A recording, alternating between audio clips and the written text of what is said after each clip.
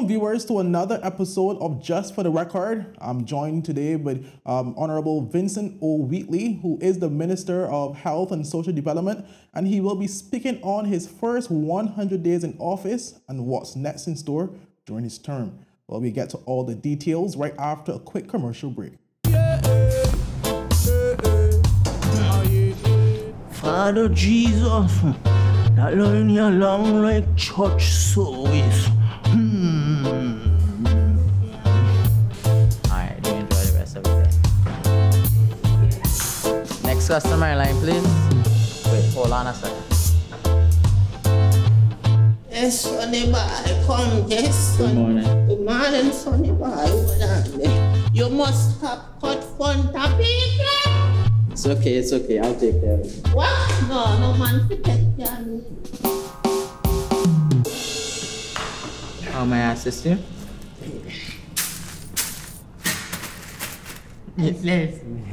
You want top of power? You want top of power?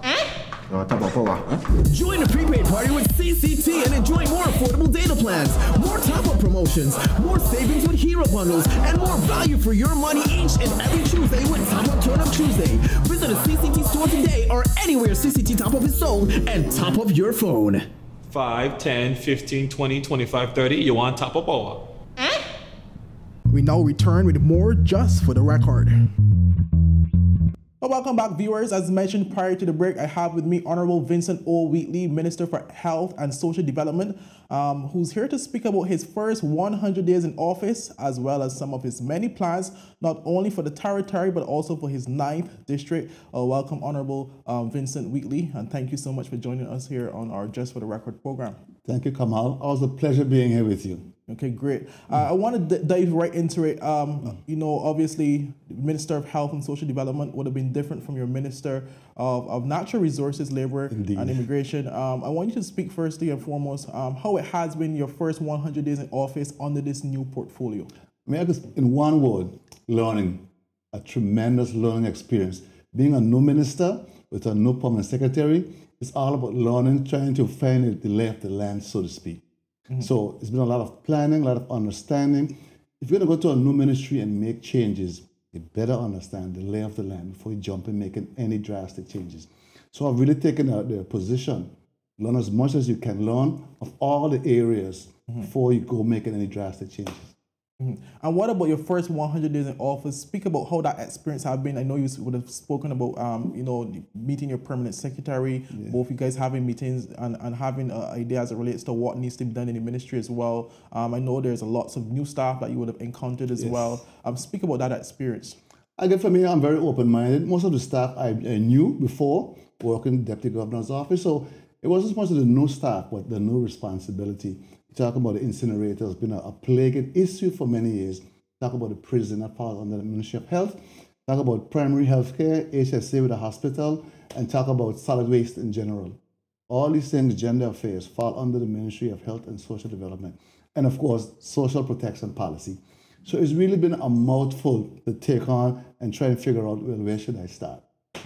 And your first 100 days in office, how would you evaluate that from inside looking, from internally? How would you evaluate your first 100 days in office? There's been a lot of planning. We've done a lot of planning of things yet to come. We should have got person in place, like we have a new HR director for HSA now, and a coming on stream, hopefully very, very soon, would be the director for HSA.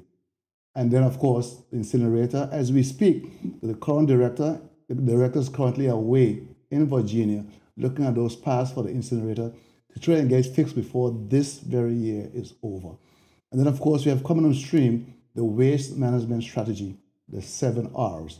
And then, like I said a while ago, we have the social protection review policy that's up for discussion as we speak. Lots of things happening in the ministry, lots of exciting things happening in the ministry. I look forward, of course, we have the Adina Donovan home, we're talking about the Virgin Seniors home. All these things I have on the table right now in the planning stages, getting ready for serious execution in the not too distant future. So in essence, basically, you would have been looking at some of the major issues so far, and would have already commenced major works, as you would have touched on. As I know, everyone under your ministry would be focusing on the Puckwood Pond situation with that incinerator. On the back, so as it relates to the questions of persons, they want to know when will that issue be finally sorted. What update can you provide? I know you said the director is overseas right now. As we speak. Getting or procuring the parts needed to restore and rebuild. But I know there are also plans for a new one as well. Absolutely. So what can you say as a result? That's currently the RDA getting all the specs together to send out for an RFP, start sourcing a new incinerator to go along with the waste management strategy. We hope to have the first set of parts to be shipped within 3 weeks of today. Should be here on island. The last set of parts should be here by December. They have that plan up and running early or late December. That's the ambition right now. So we're aiming towards. Because the process from the first district have been complaining for years with no relief in sight. We are working to make it a thing of the past. Once you get this incinerator fixed, you have to look at redundancy. There is a new incinerator as well as a waste management strategy. We have to reduce the amount of waste going into the dump. We're going to rehabilitate the current dump site, turn it back into what it was before.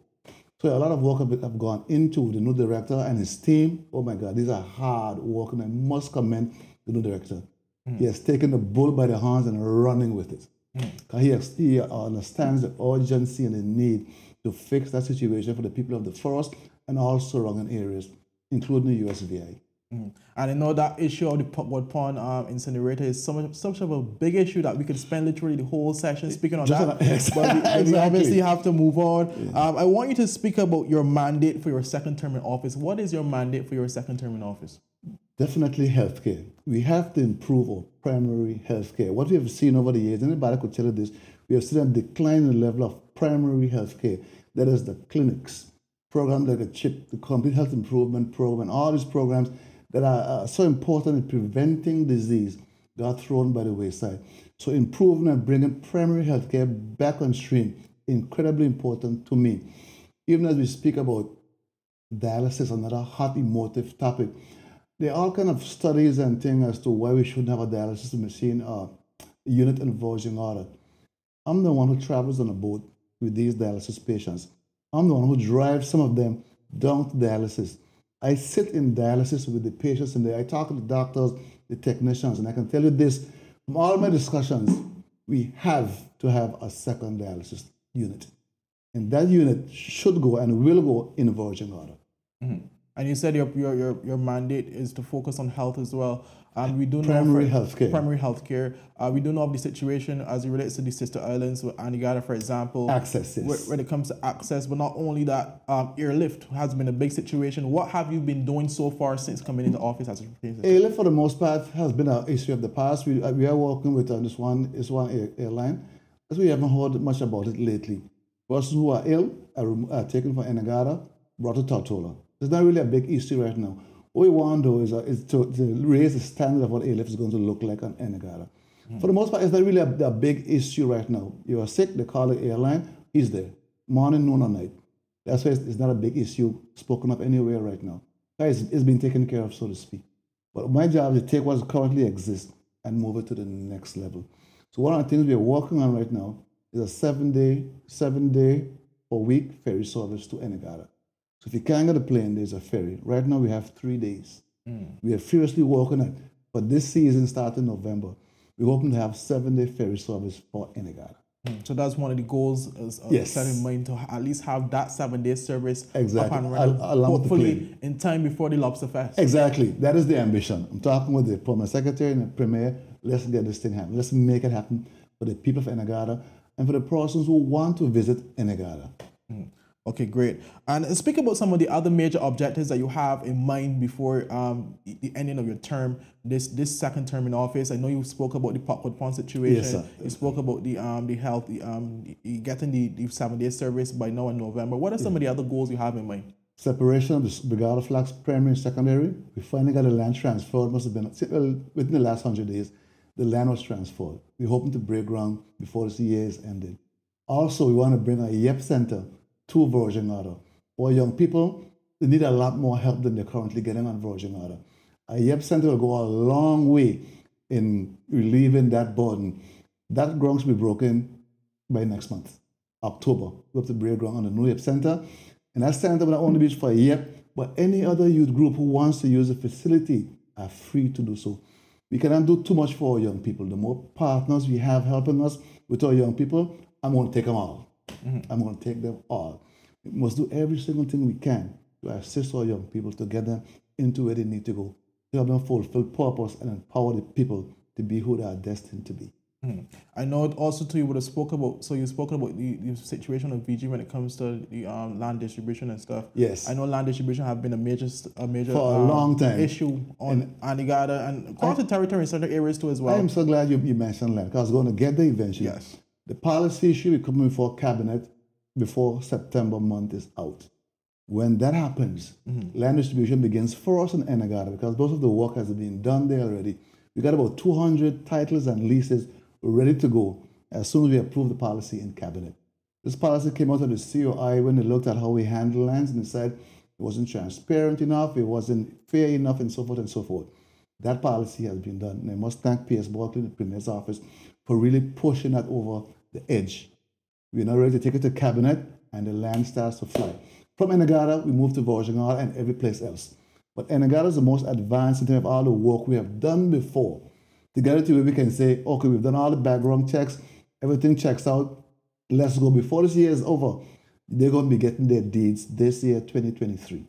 So the finally that problem that been lasting for decades. Especially on Anegada, will finally be over this year. That'll be over. And they're going to start seeing these this year, 2023. The papers assured me it's coming to cabinet. In September, we're here now. You can't come back and tell me, well, I didn't say September. I wrote it down. He said September. Policy approved in cabinet, and then the distribution starts. We do know you're also the minister responsible for the prison. I know you're jointly shared between you and the governor. My ministry and the governor. I want you to speak about, I know there would have been a number of issues when it comes to prison and staffing and on being understaffed, being under-resourced, etc. And overpopulated. What are some of the plans in store for the prison, and what have you been already working on so far in your first 100 days? Well, one thing we've done, we've built extra beds to accommodate the extra persons who are there. But more fundamentally, there are two very important committees that had not been put in place. They are now in place. The Criminal Justice Advisory Group, they are now put in place, and the Prison Visiting Committee. These are two of the bodies who ensure the well-being of all the prisoners in the prison. Without these committees, we kind of guessing what to do and what not to do. They are now in place, and they'll be meeting, and we'll be addressing the issue of persons on remand for so long, person can't get to court on time, issue of overcrowding, the issue of pejorative justice, and so forth. We are working feverishly, and then, of course, the infrastructure. And people might like to hear this here, but we have to expand the prison. All indicators show the prison is overcrowded and will be for some time to come. So we are working feverishly to find the funding to expand the prison. A petition the UK, they said, listen, you need to help us with this problem right here. The prison we have outgrown its usefulness. It was built, I think, in 1991, somewhere about there. It has long outgrown its usefulness in its current state. We have to improve the accommodation. You know, some countries, the prisons are air-conditioned because human rights and dignity must always be preserved, whether you're in prison or not.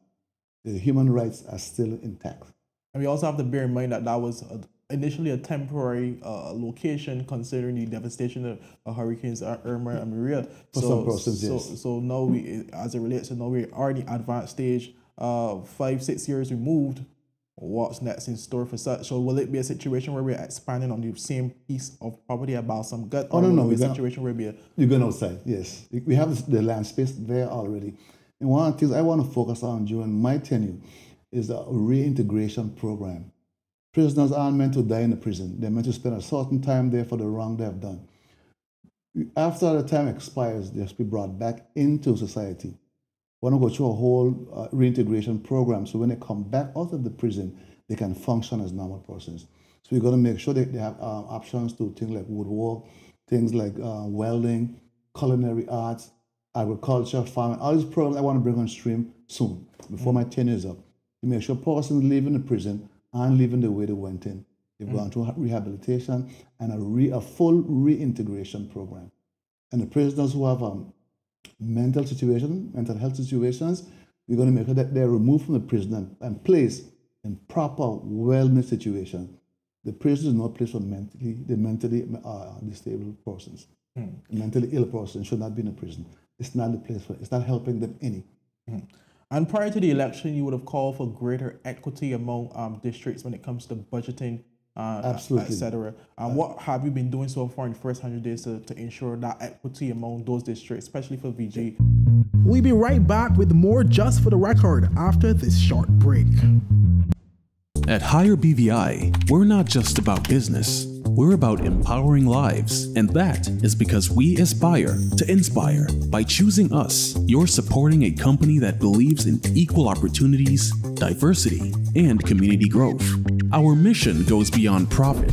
It's about providing HR solutions, fostering talent, and leaving a positive impact. Join us in building a better future, a better BVI.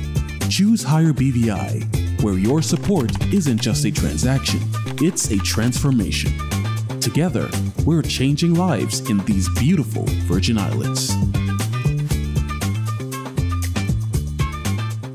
We now return with more Just for the Record. What have you been doing so far in the first 100 days to ensure that equity among those districts, especially for VG and well, if I was going to tell you, I call them quite often. I will get, because it must be fixing the budget. We're now going to standing finance, I think, next month. If that doesn't happen, we're still in trouble. We're back to square one. But I've seen things happening. For example, the Enagata back road.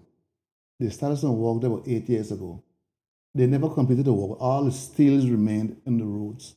Starting next week, we're going to start removing all those steels. Because they're hazard to persons on motorbikes or even cars can get punctured. And people who may not be familiar with it. Exactly. And God forbid you fall in that area there, it will destroy you.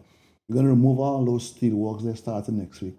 When the Cricket is doing that particular contract. And then we're going to see we're getting that road paved going towards the correct. Did a lot of work on the school over the summer. Getting the school roof fixed and so forth. The community center, that was done also. So we're doing lots of little things in the district. I'm very pleased of them. I must thank my colleagues because I alone can't do it. I must thank my colleagues for all the work they're doing on the district behalf for every ministry, not just health, education, labor, premier's office, communication and works. They almost do their part in all the districts. That's what I'm saying. If you're going to do 10 roads, do them all over. Do some in every single district.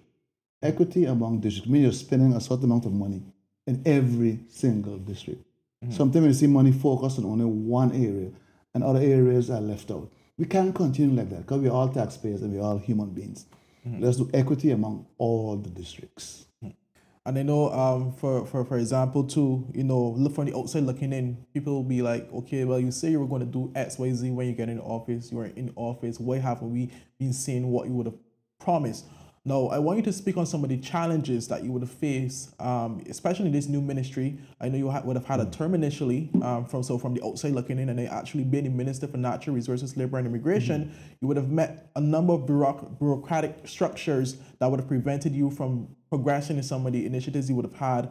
I'm sure that experience now would have garnered you and polished you for your second term in office. Absolutely. To be able to prepare yourself for such. So speak on the challenges and stuff and how you plan on overcoming a number of those. Also, the challenges has to do with how many steps it takes for a process to happen.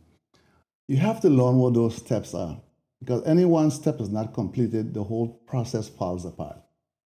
And so you have to understand, once you understand what those steps are, you have to almost go down to the micromanagement level and deal with each step at a time. It's very tiring. It's sort of a minister to have to do and a permanent secretary. But if you don't do it, things don't get done. You can't just say I want something done and walk away and it's going to happen. You have to stay on that process all the time. People do what is inspected, not what is expected. So you expect them to do this that you want done.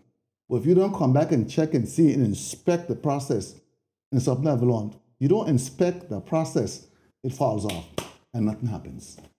Nothing happens. And the COI has made it a lot worse.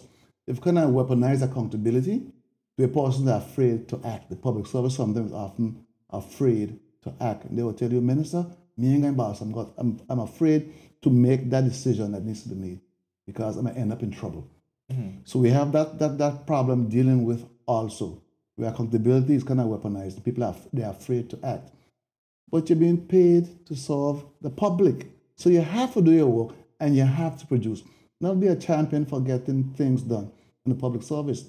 They have some excellent public officers, excellent, who are really going above and beyond the call of duty to make sure things happen. We need more of those persons in the service. Okay, and I want us to touch back on health as it relates to your ministry. We do know would have been hearing over the last few weeks of a number of COVID cases, etc. COVID for many is a thing of the past for many, but it's still a reality that we face today. So, what is your government doing to continue to keep the COVID numbers at a minimum to ensure we don't get back to the pre-COVID times? Or to the pre-lifting of the restrictions times where we would have had a number of cases here in the I was following the news just this morning, and in the States, they bring out a new COVID vaccine because there's a rise in COVID cases in the States. What we have seen, though, is these COVID cases are not leading to hospitalization. What we have done here in the BVA so far is anybody going into any medical facility, you must wear a mask. Some persons wear a mask all the time. They're washing their hands. They use your hygiene. But many persons have been vaccinated. So even they get COVID again. I've done persons with COVID over the last few weeks, but they weren't hospitalized. They're self-isolated, and they tested again after 1 week, and they're fine. So it seems like the strain that's out now may not be as deadly as persons may have first thought it was. I'm not really sure what the full scope is of our COVID right now. It's not necessarily a huge concern to us for the general public, but for sure, if you're going to come into a medical facility, whether it be the Orlando Hospital or any clinic, you mask up. You wash your hands, you sanitize before you go inside. So I would encourage the public to follow the protocols we used to use, particularly if you're going to crowded places, to mask up. Just be safe. Better to be safe than sorry. And you spoke about new vaccine in the US. In the US, yeah. Have there been any conversations to procure more vaccines from the UK so persons who haven't been vaccinated as yet could still go and seek vaccination? Is it still free or do you have to pay a fee now for such? I haven't heard any talk about vaccination at all since I've been here as minister, so I cannot say. But the ones that are coming out in the States, they're not free. They're $120. If we should have got vaccines, and I haven't seen a request made for any from the general public or anyone, I can't say at this point in time if they'll be free or if they'll be charged. I really cannot say. But I've seen no request or anything concerning vaccines for the BVI. But I know the cases are rising elsewhere, and people are traveling more. You watch all the flights and so forth. So COVID will come back in the BVI at some point in time. The thing is, if you go in a crowd, wear a mask, sanitize, just do the normal things you would do, wash your hands frequently, and so forth. Any crowd, wear your mask. And also, as the Minister for Social Development, what have you been doing in that aspect of your ministry for such? We have the new policy out now for review. We have the informal meeting of the House very soon to look over that current policy. We got a current policy right now. It's not the most efficient policy for helping persons. Because before it went from House of Assembly, it was with the ministers then, the elected persons, to decide how that money was spent. When we went to social development, it's a lot more restricted because we had discretion. Give you money for any reason. It didn't matter to us. You're a constituent, you need assistance, we gave it to you. When I went over to social development, there were more restrictions on to who can get it, all the background checks and all the stuff here. So it kind of created a bottleneck. So we have to review that current system and see how we could make it more useful to more persons. That new policy should be finished before the year is out. The goal of the new policy is to be able to help more persons. Every single day, every single member, we get financial requests. And if you tell them, well, we no longer have the money, and they know this, they expect you to go in your pocket. There's not so much money you can give out of your own pocket. But you ask them, why don't you go social development? Oh, the process too long. Oh, I did go. They tell me they can't help me with this particular case here. Oh, they have all these reasons why they couldn't get help. And then they tell their friends, oh, they're a waste of time. Don't bother go there. That's why you saw in the house the other day, there's probably $1 million, over $1 million still remaining unused. The persons either aren't going to applying for it, they couldn't be bothered, or two, what they need help on, the fund does not address.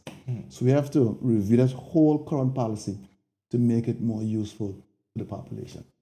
And I know you're also responsible for housing, if memory serves me right, as related to the social housings that are being distributed. Yes. You would have seen one issue recently as well. Yes, last Thursday. What's the latest as it pertains to such? How many more houses do you guys have to repair? Any statistics or any information you can provide on that? We'll be right back with more Just for the Record after this short break.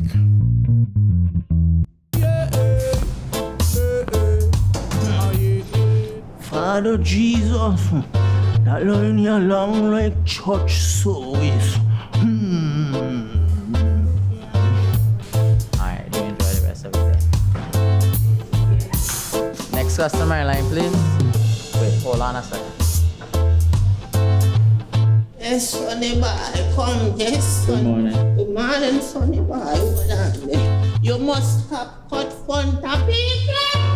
It's okay, I'll take care of it. What? No man to take care of me. How may I assist you? Yes. You want top of power? You want top of power? Join the prepaid party with CCT and enjoy more affordable data plans, more top-up promotions, more savings with hero bundles, and more value for your money each and every Tuesday with Top Up Turn Up Tuesday. Visit a CCT store today or anywhere CCT Top Up is sold and top up your phone. 5, 10, 15, 20, 25, 30. You want top of power? We now return with more Just for the Record. How many more houses do you guys have to repair? Any statistics or any information you can provide on that? I don't know how many we have to do. Currently, we just started 2 over the last 2 weeks in Virgin order, one in the barn and one in the creek. And we have about 2 more in Just Van Dyke. I can't say what number we have because the funding, of course, it depends on the funding we have. Social housing is a problem in this country, it's a concern, and we have to do all we can to get persons in homes. We're reviewing the policy because we built a house, the one that was dedicated, where the person who the house was intended for has since passed on. So we have to review that policy as to how best to make it, again, more useful to more persons. The question is, do we spend $20,000 and build Kamala house? Or do we help 10 persons with $20,000 to build their own homes? So these are questions we have to ask ourselves. Again, we want to be able to help as many persons as we can. The housing program started during COVID, during a crisis time. But we're no longer really in a crisis as such because of a pandemic or a hurricane. We have to sit back now and review. Was that effective? Was it the best use of money? What can we do differently? How can we help more persons? Are we helping the person who really need the help? And on and I could go about this here. We have a finite amount of money available. And we only could do so much with the money. The question is, how do we optimize the benefit of the money so as many persons as possible do receive much needed help? And I also want to touch too, before I go back to NHI, which is another major issue that we would be, territory have been facing with. I want to speak about the Social Security Board's Joes Hill Manor Estate housing. What could we expect about that as it pertains to such? We would have seen the director of the Social Security Board, speaking recently on a program we would have had as it relates to the initiatives to get more houses sell. What's more in store to ensure that those houses those apartments are bought and occupied? Again, it was one of the biggest shocks we received because when the houses, it was a very good idea. Things financing part wasn't thought out properly. But the shock was when we started building those houses up there. It's a plan from around 2015, 2016. So persons would have signed up from them. Had over 650 applicants for 52 units. And we were also excited. We never thought for one day that persons wouldn't qualify for all kinds of different reasons. Either bad credit, bad savings, or for whatever reason, these persons didn't qualify. The target audience that we had, we never foresaw that all of them couldn't qualify. Out of 650, we were only hoping to get 52. We got pretty much 0. So we had to go back and revisit the target and see how can we change, modify things a little bit to widen the scope of who we wanted. We wanted first-time homeowners, young person, professionals, to be able to afford these homes. We realized it's probably not going to happen so easily. So we changed the criteria a little bit, and we found at that point, more persons qualified, but not the full 52 that we need. So we have to see if other person will come forward, because we can't water it down to it makes no sense. We want person to be able to qualify and keep their dignity and be able to afford to buy and service a loan and service whatever commitments they have. So we have to go to the drawing board now and really think about what is the best way to get back at the target audience. Do we need to subsidize them more than they can do themselves? What do we need to do? And who are these persons? Maybe we have to go to find these persons ourselves and say, okay, let's talk. Where are you financially? And how can we help you get to this point where you can afford? And these things, they're not necessarily cheap, but they really aren't over the top either. I mean, they go as low as $275 up to, I think, something like $550,000. So it's not like millions of dollars we're talking about. So we really felt it would have fallen within the ambit of the average person. We were really wrong about that. Persons are, and I guess it goes back to what happened since the 2017 hurricanes and the pandemic and so forth. The person had to use up the funds that they had. So as they stand currently, they do not qualify to go to any institution, lending or otherwise, to receive funding to purchase up there. But the buildings are there, and we can't keep the buildings there empty. So we have to get together, all of us, and figure out how can we make this work? How can we get the target audience in? I don't have the answer. I'm just saying, I have a problem. I could define a problem for you very well. The question is, how do we get these persons we want to see if they're qualified to purchase and occupy those villas? I don't have the answer here, but I've been thinking about it. And I've been brainstorming and asking. This country has a lot of great minds. I've been targeting these minds. Come on, come together, put those brilliant minds together, and give me a solution that works for all of us. So I'm waiting to see the feedback I get. Okay. And as it relates now to the National Health Insurance Scheme, we do know for the past at least a year or two, we would have heard the government expressly stating that, NHI is a problem, we need to address it, we need to fix it. What have you been doing so far in your first 100 days as it relates to such? NHI is a brilliant idea to solve a very real problem, the problem of health insurance. Some fundamental errors were made from the inception. What I've been doing is having several meetings with possible fixes. I have some to go to cabinet very soon. But one of the things I realized that was never done, there was never a stakeholders meeting with the providers. We're putting together a meeting with the stakeholders along with HSA and NHI, again to brainstorm, because this is a problem for everyone. If NHI fails and is trending that way, a lot of things fail also. We can't let it fail. So I met with NHI, I met with HSA. We met with NHI, HSA, and now the providers, all the stakeholders around NHI. We're going to put our brains and minds together, and we're going to fix NHI. We have to. We have no choice. We have to fix NHI. How soon can we see something? I have 4 amendments that the lady who's working on it is currently, as we sit here now, is working on those 4 amendments to take to cabinet. That's the first step in fixing NHI. These amendments cover things like the components of the board, where the board is set up, whether it's NHI is first or second insurance, because some persons have 2 insurance policies, but they use NHI first, and then they use the other one afterwards. And sometimes they really want to use the second one first. The law doesn't allow it. And I can't remember what the 4 there at the foundation to making everything else happen. Now you have to look at the way NHI is administered through HSA. That too, and I've spoken to the professionals between HSA and NHI, and they have some ideas how to fix it. So once we all come together for the last meeting now, we should have a definitely clear path on how to make NHI more viable. That's the key, to make NHI viable, because we all need to be covered by health insurance. And finally, as I always do, I let my interviewees just have a final word. Any other lasting words you want to leave with the public? I just want to thank the public, particularly those in the 9th District, for putting your confidence back in me and sending me back to the 5th House of Assembly to address the many concerns that you have. This 5th House of Assembly is going to be different to the 4th House of Assembly in terms of accountability, in terms of reporting back to you, in terms of engaging you in solution to the many problems that we do have. And I look forward to engaging with the public and to solving these age-old problems once and for all. There will always be problems. We will always have solutions, working with the people. Okay, I want to thank you, Honorable, for your time and joining me here for Just for the Record. Your first 100 day in office, and you would have spoken elaborately as it relates to your first 100 days, as well as some of your plans for the rest of your tenure. So thank you for spreading that with the public, and thank you for your time. Always a pleasure. Thank you. Well, viewers, you would have heard it from Honorable Vincent Wheatley, Minister for Health and Social Development, on our program Just for the Record. I hope you do enjoy the content. Until next time, I'm Kamal Haynes. Bye-bye.